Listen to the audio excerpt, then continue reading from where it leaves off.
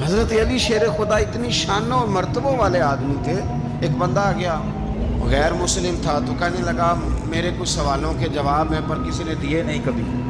جب اس نے آ کے بہت بڑا دعویٰ کیا کہ اگر کوئی میرے سوال کا جواب دے تو میں مان جاؤں, تو پھر مسلمانوں نے کہا کہ نہیں, تو نے بڑا ہی دعویٰ کر دیا, تو شے ہی کوئی نہیں. وہاں تو بڑے بڑے مان گئے. حضرت مولا علی شیر خدا کے پاس لے گئے تو اس نے بڑے بڑے مشکل سوال کیے. پہلی بات وہ کہنے لگا آپ مجھے ایسے دوست بتائیں جن میں کبھی لڑائی نہیں ہوئی. تو حضرت علی کہنے لگے تو بڑے دعوے کر رہا تھا کہ میں بڑے لمبے سوال پوچھوں گا. وہ دو دوست جن میں کبھی لڑائی نہیں ہوئی وہ جسم اور روح ہیں بھی اکٹھے ساتھ رہتے, دوست بھی ہیں, پر کبھی آپس میں لڑائی, بڑے بڑے گناہ کرتا ہے, جسم پر روح ناراض نہیں ہوتی. اس کی آنکھیں کھل گئیں, اس کو تو کبھی جواب ہی نہیں ملا تھا. کہنے لگا اچھا وہ دو ایسے دوست پھر بتائیں جن میں کبھی صلح نہیں ہوئی. تو فرمایا وہ موت اور حیات ہیں.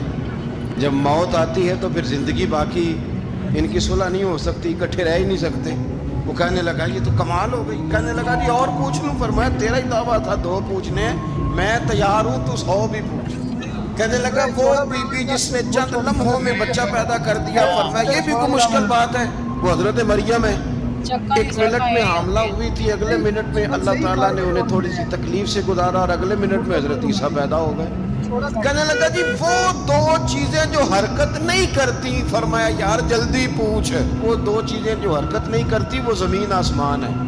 اس نے کہا وہ 2 چیزیں جو ٹھہرتی نہیں. فرمایا وہ سورج اور چاند ہے جو حرکت ہی کرتے رہتے. کہنے لگے اچھا وہ بتائیں جی جو کھا تو بڑا کچھ کیا پر پیا اس نے کچھ بھی نہیں.